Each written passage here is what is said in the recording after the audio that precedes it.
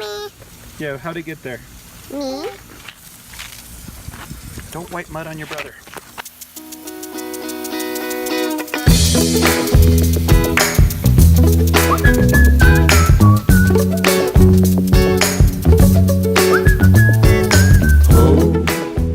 Hey everybody, Rustin here. I've got Oliver closely behind me, and Elliot's up looking at our little meat chickens, because they're in sort of a weird stage of life. They're in a very teenagery sort of, their little down feathers have come out, and their big feathers are not quite in, so they're kind of ugly. They're kind of weird to look at though, they're funny. But I'm here because I wanted to do a little update on both our fence grading project and our garden. What do you think, Smalls? How are we doing on the garden? Is it good? It's pretty good? Okay. Well, as you can see behind me, a large portion of our fence is in. It's not done yet. I can explain what's left to do. There's a couple sections that are not installed. You can see behind me, one here in the corner and one right here, but there is a footing. We're lucky enough to have some high pressure petroleum lines running right through our property. Now, a lot of people didn't like this idea. We loved it because it maintained the open space, and it meant a developer couldn't chop this up and develop it. Finding this much open space here in our hometown is almost impossible, especially on kind of the end of town we are. And so when it came available, that's why we grabbed it. It's impossible to find. And the only reason this existed is because we have some petroleum lines. But it did make putting the fence in kind of tricky because obviously there's some rules about how close you can dig to a pipeline. Obviously you can't have fence posts too close, and we needed to keep a certain amount, so a certain amount of distance. So in order to keep that amount of distance, what we did is, instead of planning, trying to weld sections and do extra spans, what we did is we went above the pipelines, and rather than digging our posts down, we did a 1 foot deep concrete, basically a big ballast block. It's kind of a footing, kind of a mow strip, and then the post will actually be bolted into that ballast block rather than driven in the 2 feet in the ground like the rest of the posts are.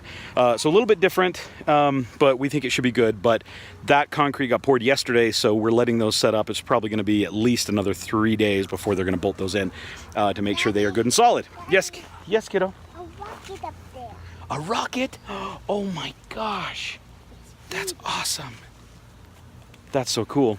The other project we got going on, you see these lines, there's a whole bunch of extra lines right now because I convinced the local phone company that their lines were running too low, and we had kind of I wouldn't say a fight. I just had to inform them and get real technical on my information because it is hanging way lower than what code should be or what it should be. And so they are actually moving that up. We had a couple of new telephone poles put in by our local power company. Those got raised up about 6 feet. Then that meant that the cable line could go up, and then the telephone line could go up after that. So the different utility companies have been here a ton. I guess you can't see that very much, but these are, hey, all of these cables down below, they're going to disappear, and they're going to go way up, and they're getting combined into a trunk, and it'll be much nicer for us. It's interesting to have utilities going across your property. There's a lot of things you have to deal with that you wouldn't normally. I don't really mind it too much. It does just kind of make everything last a little longer. Every project takes a little bit longer because you got to get people involved, but you know, that's how it goes. But here we are with the garden update. I want to. This is going to be a quick video. I just want to let you know what beds we've got planted, what we're starting to see, and then you know, we can talk about it. We can talk about what's next. So let me turn the camera around and show you what's going on here in the garden. All right. So here is the current state of the market garden, as we're calling it, or vegetable garden, whatever you want to call it. You can see here on the end, these are all large tomatoes right here. Over here, these are cherry tomatoes. You can see they're coming up well. These cages are not the final solution. These were only because all of our dogs and our neighborhood dogs kept walking through, and they don't know where the corners of things are, so they are not following our paths. So I really just put these here to act as sort of a visual guide for the dogs, so they don't keep knocking our tomato plants over, because I've already lost 4 of my cherry tomato plants, which I've replanted from starts. Oh, see, there's one dead. There's one dead where? Yeah, the dogs knocked over some of our tomatoes. So see. working on that. It's right there, kiddo. Right there. That plant laying on the floor. That's a tomato. But you can see right here, we have a little bit of weeding to do. But right here, these are our pole beans. These over here are our peas, and they're all starting to come up. Very good. These are our zucchini. We've got only four plants in that bed because they grow like crazies. Here, I think we have some summer squash, some butternut squash. We got 1, 2, 3, 4 coming up in that bed. Here we've got pickling cucumbers. Yummy. And here, yes, and here we've got bigger cucumbers. Yummy. Right here we have the jalapenos, and well, I shouldn't say they're all jalapenos. They're all chili peppers of some kind. They're spicy peppers. I think there are 2 varieties in there. Then we had some extra, so we planted the end of this bed over here. They're coming up and looking great. I would want to eat those every morning. Every morning? Oh, they're going to be yummy. They're going to be yummy. Then we have a few beds to plant here. Still to come. We are running late, I know. Then over here, this bed was just planted about 4 days ago. This is beets over here, and over here is shallots. Oh, no, sorry, we changed that. This was going to be shallots. It turned into green onions right here. So we haven't seen any of those coming up. But right here, this is our carrot bed, and this is one long 30-foot bed. You can see our carrots are just barely starting to come up and poke through. Let me go around here and follow my paths. Then down here we have 3 varieties of onions, which are starting to poke through. This end bed, I've not seen anything, so I'm worried about this one. But these 2, I'm seeing my rows of little onion sprouts coming up. And plenty of weeds, but we'll get those. Next, here we have, let's see what we're here. These are potatoes, which I'm not seeing many of. Oh, they're starting to bump through a little bit. There's one little guy coming through.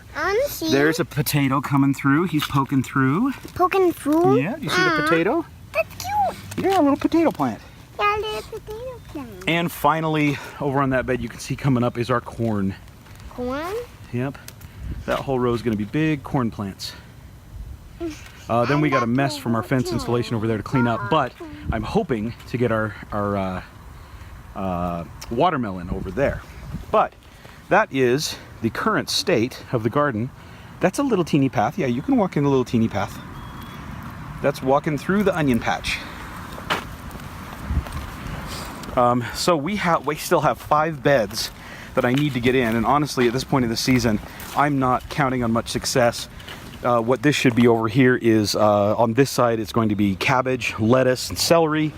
On the other side, there were some, we switched this to the green onions, so we still need to get the shallots,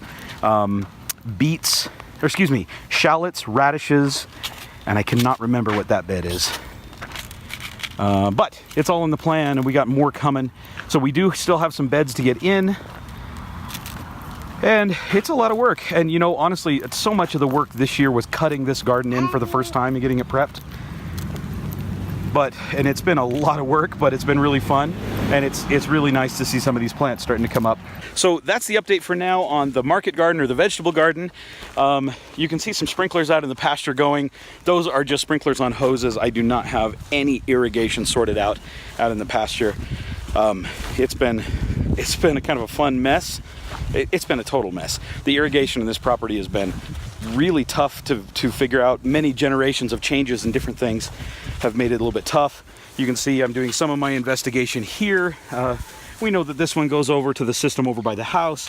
This one goes over to the market garden. This one here goes up and then back down and actually goes up and feeds another hose bib up there. And there is a bunch of this 2-inch poly running all over the property. And for the most part, I can't figure out where it goes yet. So that's coming. Anyway, hey Elliot, how you doing? You got some tools? Yeah. What tools you got? I got this and this of your hand. Of this is a hammer. This is a grabber. A hammer and a grabber? That okay. Is sharp, Elliot. It that is. Is sharp. It is. It's sharp. Be very careful, okay? I am. Okay. I'm glad you're careful. Well, I'm a careful guy. I know. You're a very careful guy. And you can see we got plenty of cleanup to do. This is for the fence install. Yeah, oh, Daddy. The fence. Oh, yeah, kiddo. Elliot is not a super careful guy. He is. He's a careful guy. When you were his age, you were just as careful. He's trying really hard, but he's learning a lot. And so he's still learning. And you're very strong. He's Well, still I'm learning how to be strong. careful. I know, you guys are both really strong. He's still learning to be careful, so that's why we have to be good examples and teach him, yeah? We'll teach him how to be careful with all the tools. Splat, splat, splat. Okay, hey, let's do an update about the fence, huh? About things. You've got lollipop on your lips, little man. Lollipop. Yeah, he's got lollipop on his lips. Okay, so what else have we got? We've got some cleanup to do, don't we? We've got to get rid of some of these chain link and these fence. We got to get these posts out. All this crud right here is for the rest of the concrete works that needs to happen on the fence. Oh, and I guess I should say that. So once this, what's up, kiddo? You okay? Oh, you're crazy. Here, let me look. So you can see down this fence line. Obviously, we've got the fence up. There was a couple of annoying things that happened with the fence install. I got home the other day. You can see this one opens in the way I wanted them all to open, but I have a driveway gate. It's not a driveway gate. It's a 12-foot gate so I can get my trailers in and out down on the end. And they installed it with the hinges on the outside. And I don't know. Maybe I'm the only one that thinks that's ridiculous, but this gate opens in. The one down at the end and the one down on this end open out. So I've been in touch with my friendly installer, and he tells me that it may suck and we're going to leave exposed holes in my posts from the hinges being on the wrong side. I don't know what the logic was, but I'm going to have him back. And honestly, I'm kind of at the place where maybe this is a crappy way to look at this, but I'm paying enough, and this is such an expensive project that I really need to be happy with it, at least, especially those points that I'm have to interact with so often. These gates, I need them to open the right direction the way we've been planning and thinking about this. So there's some work to do. The other thing, so we got to switch a couple of those gates and find out if we have to replace those poles, or we can just, I don't know if they can weld fill them and then paint them again, but I hate to screw up the powder coating, but either way. And then there's also a bunch of screws and bolts still to put in so that it doesn't do that rattling. I don't like that. So there's a bunch of solidifying still to do. And then the other thing is the concrete around the end. So we're going to do a mow strip. It's a 12-inch wide, 12-inch wide mow strip around the whole bottom. Again, that's something like 700, and all in all, we got this and around the front and the driveway gates. We end up with like 740 feet? 760? I can't remember. It's 700 something feet of linear feet of 12-inch wide, 4-inch deep concrete mow strip. So those forms still need to get put up, and that needs to get poured. So there's still probably, I don't know, there's probably another week or two. Probably another week worth of work if we can actually get the installers here to do it. So that's what we are. So far, this fence company's been really good. Their installer's been really good. There's been some like weird mistake, or like some weird scheduling problems, and like we won't see him for a week, so I don't love that, but you know, overall it's been a pretty smooth process. And maybe if I talk to them, maybe we could do a little interview with them for the YouTube channel. I don't know. They've been good. I'd probably, even with the few little hiccups we've had so far, I'd still already recommend them, so not too bad. All right, so that's the update. Thank you for watching, and hopefully it was interesting, and we hopefully have more plants to show you very soon. We got some beds to get in, and these will keep growing and getting ready for harvest. So thanks again. We'll talk to you soon. Bye-bye.